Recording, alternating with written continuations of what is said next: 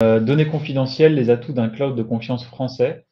Je suis Thomas Deschamps, je suis ingénieur commercial pour NetWise et je suis accompagné aujourd'hui de Malik. Donc, Malik Salami, je suis ingénieur avant-vente au sein de NetWise depuis maintenant plusieurs mois.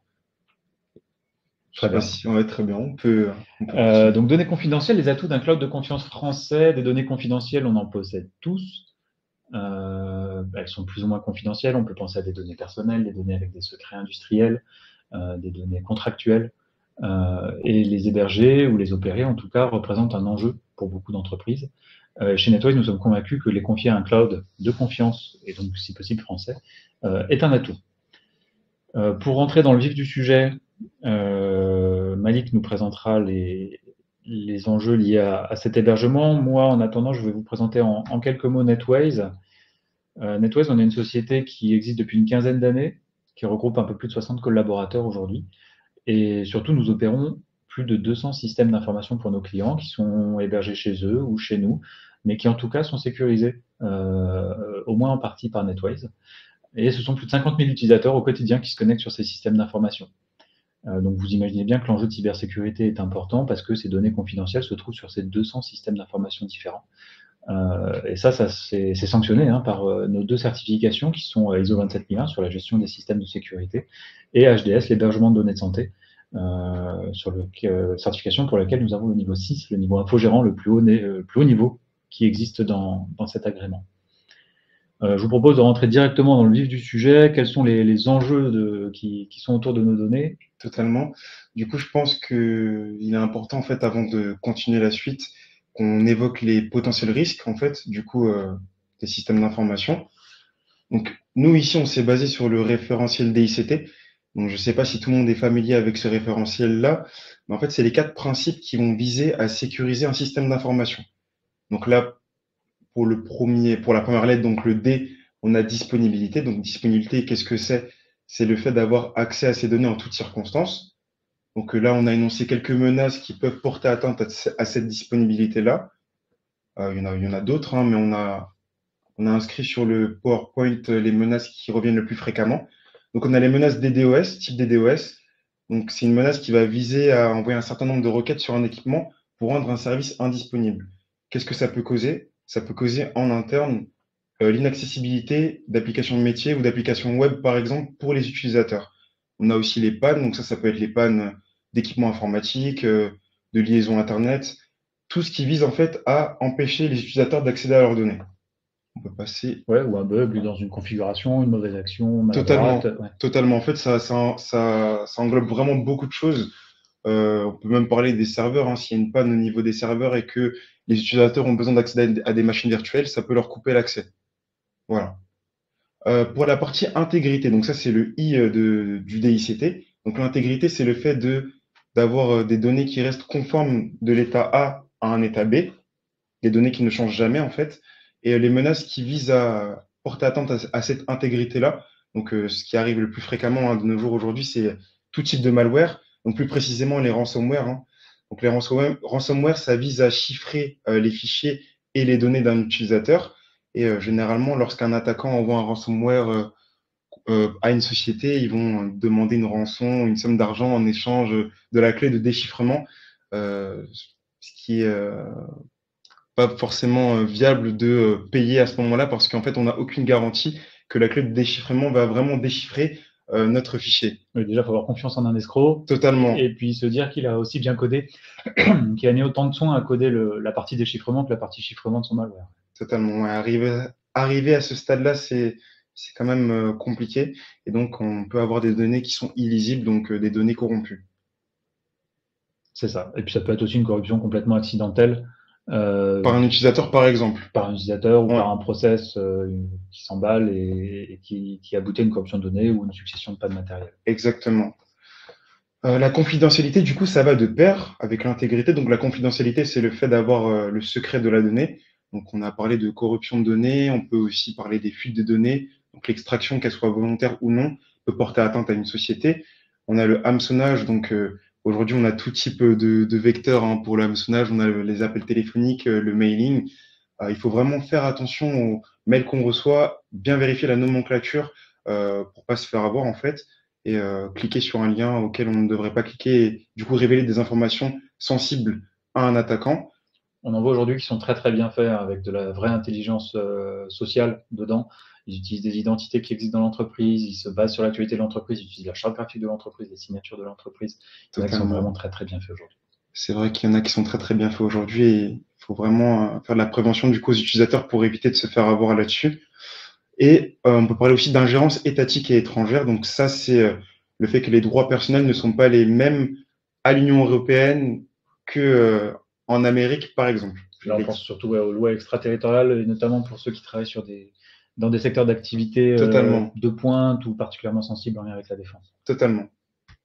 Et enfin, la Ouais. traçabilité, oui, donc comme son nom l'indique, le but c'est de garder des traces de tout ce qui se passe. Le plus souvent, ça prend la forme de log.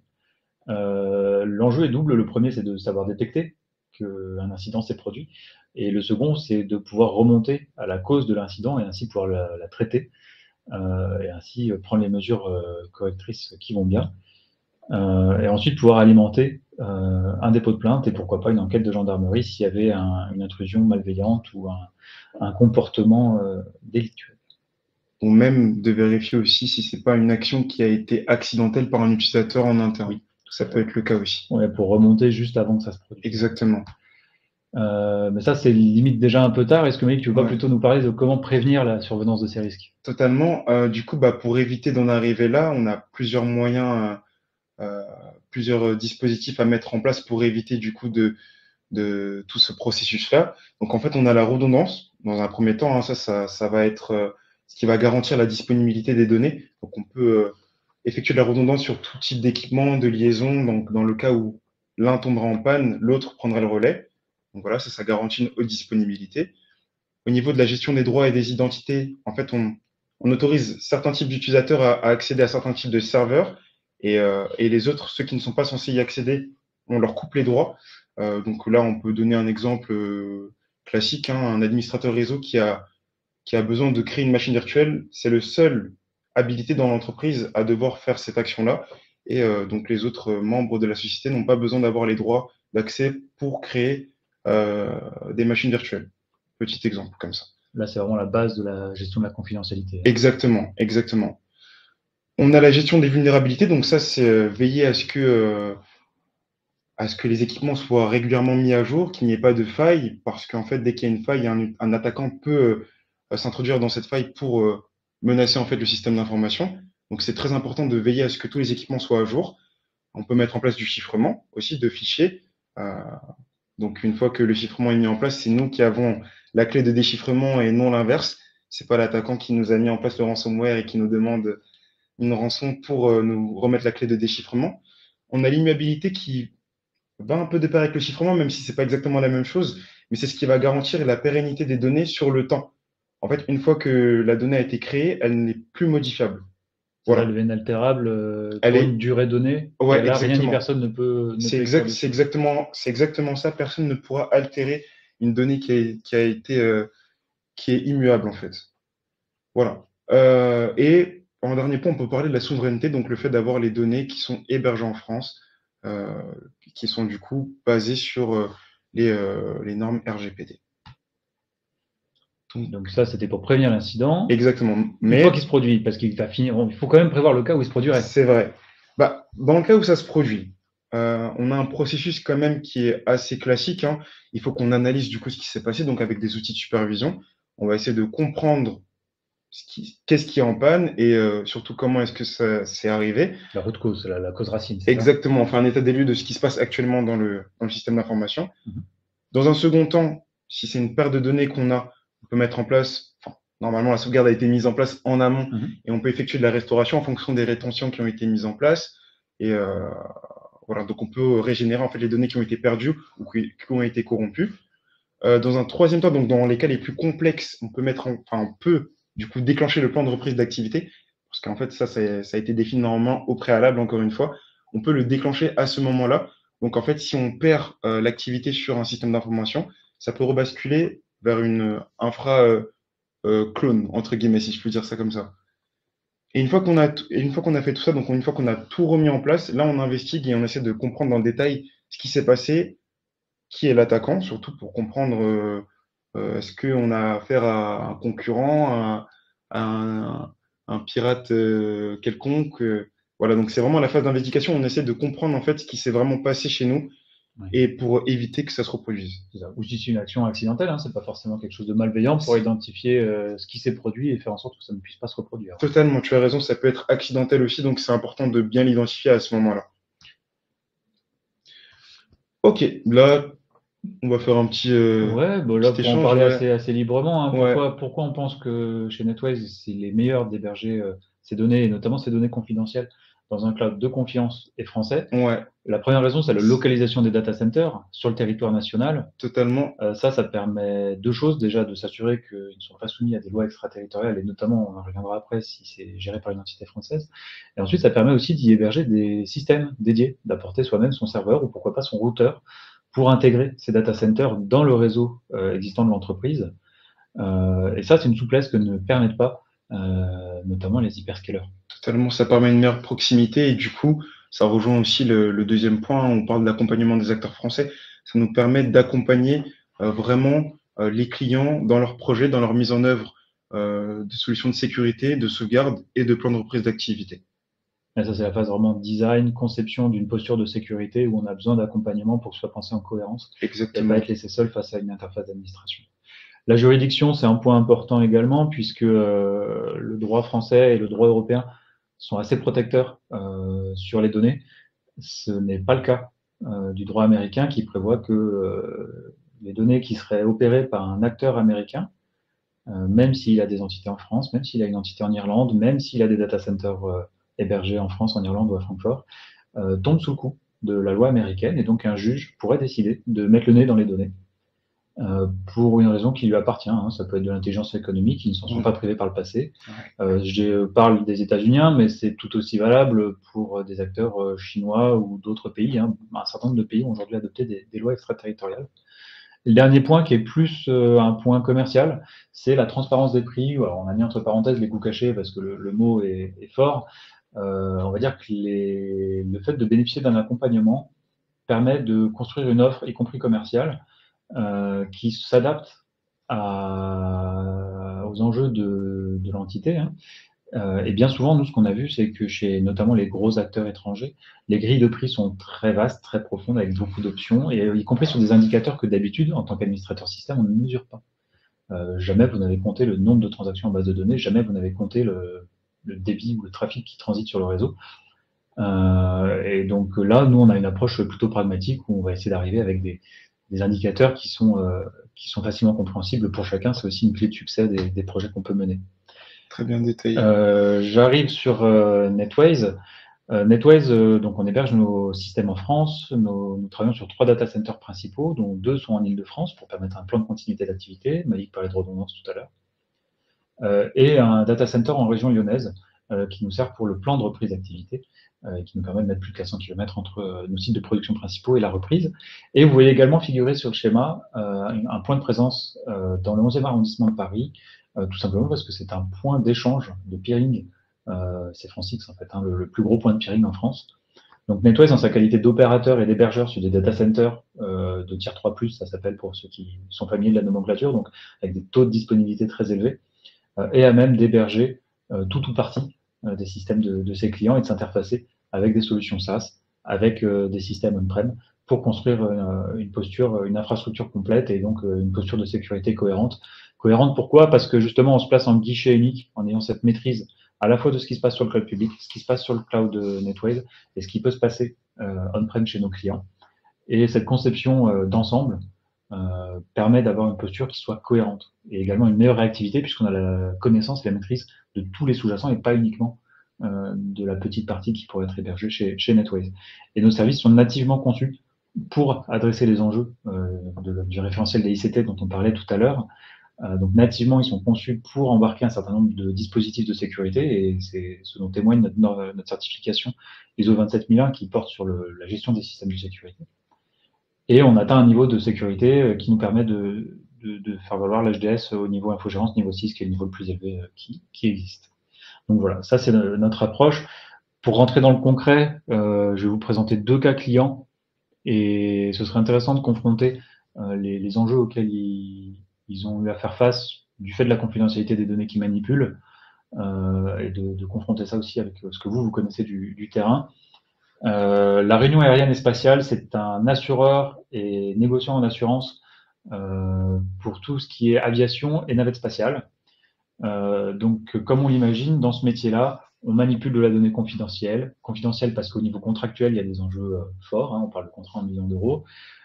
Et en enjeu de disponibilité, c'est qu'il ne s'agirait pas de rater un contrat ou de ne pas pouvoir assurer la prise en charge d'un sinistre.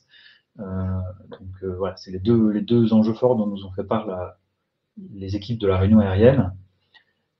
Face à ça, Netways a mis en place une posture de sécurité qui a été pensée sur l'ensemble du système d'information, et donc déclinée naturellement sur les couches basses pour garantir la confidentialité des données de bout en bout, à la fois sur ce qui est hébergé chez nous, sur la partie telco, et également pensée en cohérence avec les usages, et notamment la partie end-user au sein de la Réunion aérienne. Et c'est vraiment cette approche d'ensemble qui permet d'adopter une posture de sécurité cohérente. Assurer uniquement une posture de sécurité côté utilisateur ou côté infra, c'est illusoire. On crée une forteresse, mais pleine de trous. Et plus particulièrement sur la disponibilité, puisqu'il ne s'agirait pas de rater un contrat à plusieurs millions d'euros pour une question de disponibilité du système d'information. Netways a mis en place un plan de reprise d'activité avec les équipes métiers embarquées pour assurer une reprise rapide sur les environnements les plus critiques. On atteint des RTO et des RPO, donc des points de retour et des temps de retour à l'activité inférieurs à 2 heures. C'est peut-être important de préciser que au niveau de la RTO et la RPO, on est très flexible là-dessus. Ouais. Oui, on les adapte vraiment à chacun, voilà, exactement, à chacun des besoins de nos clients. Donc là, en l'occurrence, c'était 2 heures, mais on a des clients pour lesquels c'est 30 minutes, des clients pour lesquels c'est la durée est plus étendue, mais on est très flexible là-dessus et on est capable de s'adapter en fonction des besoins de chacun de nos clients. Exactement. Un autre de nos clients, Technique Topo, géomètre expert, comme son nom l'indique, ce sont des géomètres qui travaillent sur une quinzaine de sites en France. Donc, ils vont collecter un certain nombre de points et ça peut être parfois beaucoup de données sur un bâtiment ou un terrain ou un quartier, le ramener au bureau. Donc, ça fait des volumes de données importants qui sont confidentiels parce qu'on peut avoir des zones qui sont privatives, voire confidentielles. Et c'est des données qui ont beaucoup de valeur parce qu'ensuite, elles sont retraitées. Donc, il y a pour le coût d'acquisition, puis ensuite, elles sont retraitées par des gens sur ordinateur dans les bureaux pour les enrichir et en faire des plans, enfin, ce que peuvent produire des géomètres. Et donc, ces données ont beaucoup de valeur, ont besoin d'être protégées.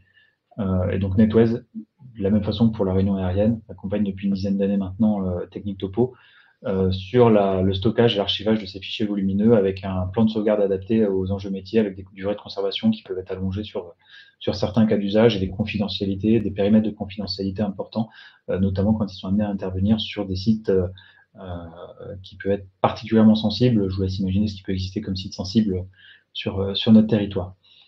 Et donc Netways les accompagne là sur pareil, une approche de bout en bout pour penser la sécurité dans son ensemble, à la fois en prévention et à la fois en réaction en cas d'incident. Voilà 2 cas assez concrets de nos clients qui manipulent des données confidentielles, voire très confidentielles. Je vous propose, on a eu un échange qui a été, je pense, assez dense ces dernières 20 minutes. Vous pouvez poser vos questions dans le chat, on tâchera d'y répondre du mieux que nous pouvons. On a une question. Ouais, est-ce que c'est alors, tu vois alors, Netways protège les données sur son cloud, mais que se passe-t-il quand elles doivent transiter par Internet? C'est une excellente question. Et là, je reviens au concept de sécurité de bout en bout et de conception dans l'ensemble. C'est que oui, les données parfois doivent transiter sur Internet pour un certain nombre de raisons. Donc là, on peut mettre en place des stratégies de chiffrement, d'authentification forte pour valider l'identité de l'émetteur et du récepteur. Et une autre astuce consiste aussi à ne pas passer par Internet et donc à esquiver ce domaine qui est public, et en tout cas qu'il faut considérer comme public en mettant en place des liaisons dédiées. Et là aussi, c'est quelque chose sur lequel on travaille. Parmi les 2 cas clients qu'on vous a présentés, on est là aussi sur des cas où il y a des liaisons privées qui existent pour s'assurer de travailler dans un domaine parfaitement privé et ne pas s'exposer à Internet. Donc en fait, la meilleure façon de sécuriser les données qui doivent transiter par Internet, c'est de ne pas aller sur Internet. Et la deuxième meilleure façon, c'est de s'assurer de l'identité, de l'authentification de chacune des parties prenantes. C'est vraiment un avantage que Netways a de pouvoir intervenir sur toutes les couches en fait. Il n'y a pas beaucoup de prestataires, je pense, qui ont cette force et cette flexibilité-là. Donc, Avec une prise en compte d'ensemble. avec une prise en compte d'ensemble, ouais. C'est quelque chose qui est pertinent. Je crois qu'il y a une autre question. Je suis pas sûr. Bonjour, l'approche franco-française du cloud n'est-elle pas une limite dans le cas de multinationales? C'est aussi une très bonne question. Alors, on a des clients qui sont multinationaux. Là-dessus, plusieurs approches. On a certains de nos clients, et notamment les plus gros, qu'on a accompagnés, y compris sur des destinations, alors soit limitrophes de la France, soit vraiment plus loin, voire beaucoup, beaucoup plus loin. Là, on peut monter pour eux des infrastructures dédiées que nous opérons. L'intérêt, c'est qu'on reste avec une entité de droit français et c'est pensé en cohérence aussi avec le système d'information français. Si c'est uniquement de la publication, on a des clients aussi pour qui on propose du cache en local. Donc il n'y a que le cache, il n'y a pas les données confidentielles, c'est que de l'affichage. Là aussi, ça peut être une stratégie pour accompagner et avoir des temps de latence plus faibles sur des plaques un peu éloignées. Je vous prie de m'excuser. Mais donc oui, on sait accompagner des clients à l'international, soit en montant des points de présence dédiés, soit en s'appuyant sur des réseaux de distribution de contenu. Il y a une deuxième question qui est, est-ce que vos clients s'intéressent à l'approche Zero Trust, donc ZTNA, pour sécuriser les échanges par Internet? Est-ce que tu veux en parler ou j'en parle? On a des clients qui sont intéressés par ce point-là et on a aujourd'hui une solution qui est en mesure de pouvoir répondre à ce besoin. Donc oui, ça arrive que certains de nos clients soient intéressés par un accès vraiment sécurisé et du coup, on y répond avec la méthodologie ZTNA. Alors, il y a eu par le passé des cas de détournement du fonctionnement d'équipements réseau. Une marque est citée, à l'avantage de certains pays. Est-ce un risque que vous prenez en compte? Quelle est votre stratégie par rapport à cela? Alors, dans un monde idéal, on aimerait pouvoir fonctionner uniquement avec des équipements Alcatel. C'est pas forcément possible. Aujourd'hui, ça devient compliqué de travailler sans des fournisseurs d'un certain nombre de pays. Là-dessus, deux choses. La première, c'est une approche assez pragmatique. C'est qu'à un moment, on sait tous qu'on a besoin de Microsoft, on sait tous qu'on a besoin d'HP, Dell ou d'autres, ou de VMware. Ah oui, là, on a pas mal de questions. Et donc, ça, de façon assez pragmatique, on ne pourra pas faire sans. Maintenant, l'enjeu, c'est de s'assurer qu'on peut surveiller les flux qui sortent pour s'assurer qu'il n'y a pas de flux anormal.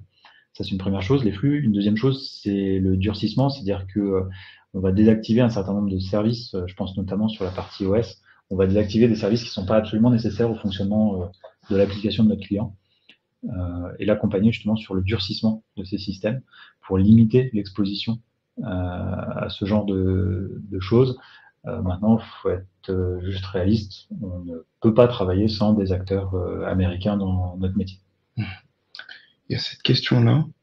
C'est toujours la même. Alors, êtes-vous en mesure de répondre aux exigences de Secnum Cloud de l'ANSSI? Alors, Secnum Cloud, c'est quelque chose de lourd. On s'inscrit dans la direction de Secnum Cloud. On n'a pas de certification Secnum Cloud. On applique les bonnes pratiques pour essayer d'être le plus aligné possible avec cette norme-là. Aujourd'hui, on n'a pas de certification Secnum Cloud. Je ne sais pas si on peut répondre à l'écrit. Que ZTNA, j'aimerais avoir plus de précision du coup par rapport à cette question. Est-ce que c'est la même personne C'est la même personne par rapport au Zero Trust, oui. Ouais. Ah, qui est en train de compléter. Ouais.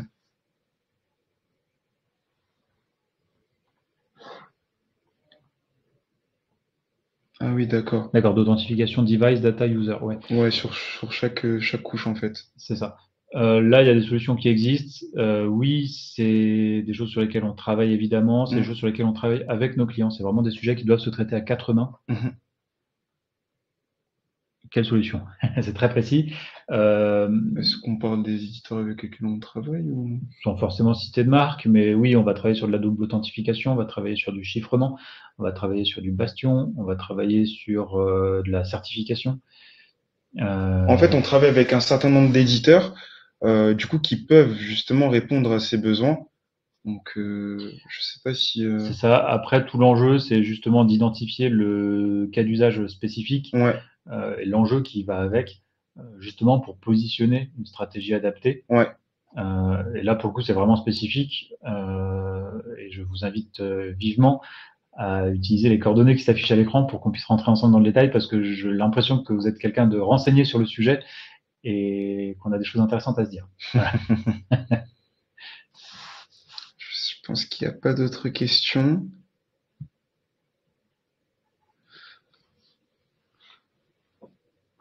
N'hésitez pas, il reste encore quelques minutes. Voilà, on a peut-être fait le tour des questions. Ok. On a encore le temps pour une question. Il y aura encore des frites à la cantine après.